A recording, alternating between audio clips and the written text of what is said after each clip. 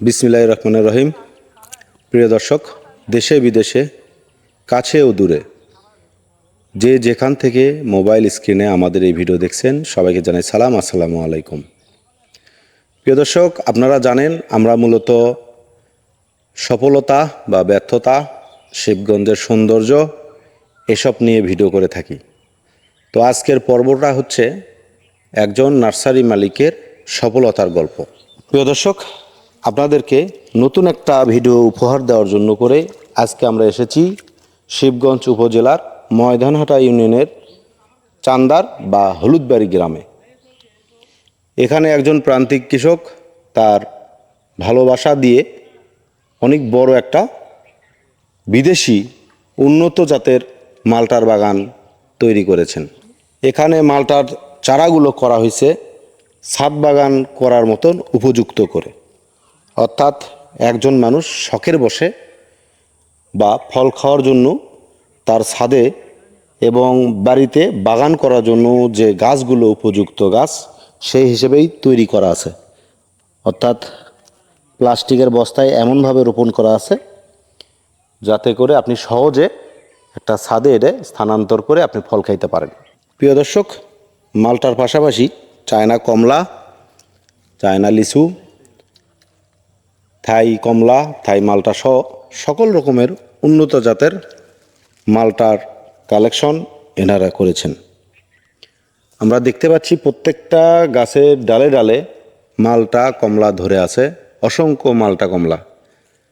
তো এই পর্যায়ে কথা বলবো এই বাগানের মালিকের সঙ্গে, তার থেকে জানার চেষ্টা করব এই বাগানে যে গাছগুলো আছে এগুলো কত টাকা পিস এবং কিভাবে ওনারা বিক্রি করে থাকেন।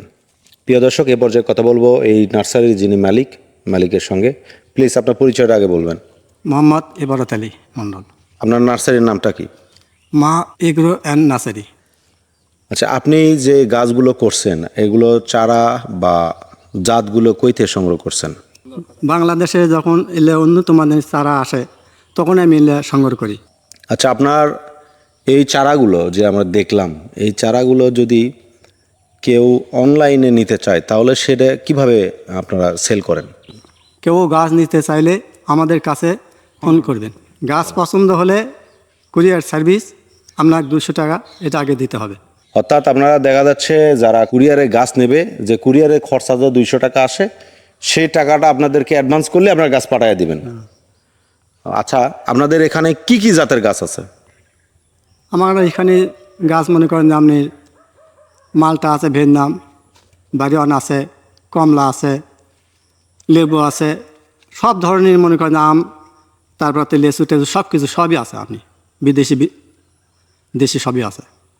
আচ্ছা, আমি দেখলাম সব গাছই প্রায় আপনি বস্তাই করছেন, অর্থাৎ বড় প্যাকেটে। এই প্যাকেটে যে ছাদ বাগানের জন্য উপযুক্ত করে করছেন, আপনি কিভাবে বুঝলেন যে মানুষের এখন আগ্রহ ছাদে গাছ লাগানোর? এগুলি আমার আগে থেকে মনে করেন যে ছিল, বুঝছেন। আমি অন্য অন্য জায়গা দেখেছি, দেখে আসে মনে করেন যে আমি এগুলি করছি। আমি নিজে মনে করেন যে ছেলে মনে করেন নার্সারি আমি ঘুরছি, ঘোরার পর তারপরে আমি মনে করেন যে নিজে করছি।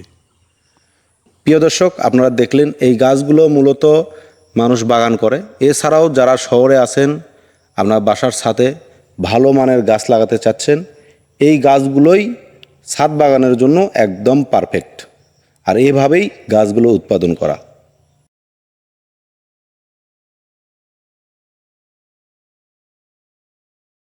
আচ্ছা, এটা কি জাতের আম? এটা চ্যাংমাই আম। এরকম লম্বা, আর এই সর্বনাশ, সেই সুন্দর তো।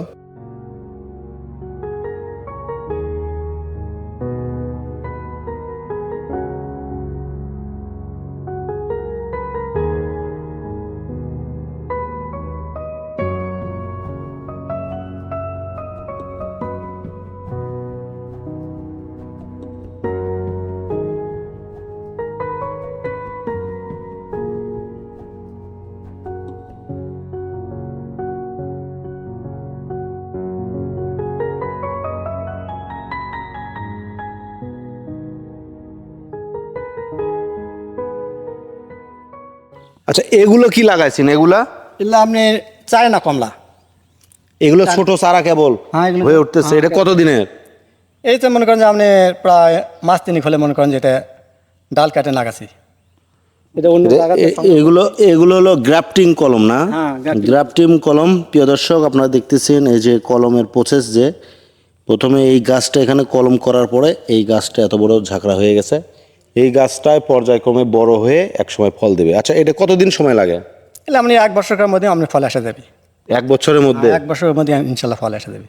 আচ্ছা, এইবারে তো মনে করেন যে আপনি যখন এই ডালটা আমি লাগাচ্ছি তখনই মনে করেন যে লাগে ওঠার পরেই মনে করেন যে আপনি ফল ফুল ছিল। তো এখন এই অবস্থা তার ফল আটকান যায় না তো। আচ্ছা, এগুলো কি জাতের মালটা? এলে আপনি ভিয়েতনামের মালটা।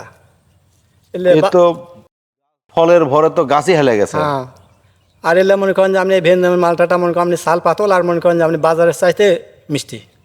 বাজারে যেগুলো পাওয়া যায়। আচ্ছা, এই মালটাগুলো কি সবুজই থাকে না হলুদ হয়? একটু না হলুদ হয়, একটু হালকা হলুদ হয়। হালকা। আর যে আমরা যে কমলা আছে, এই কমলাগুলি মনে করেন যে আপনি কালার মনে করেন সেই কালার, বাজারে যে কালার তাতে মনে হয় যে দ্বিগুণ কালার বোঝা যায়।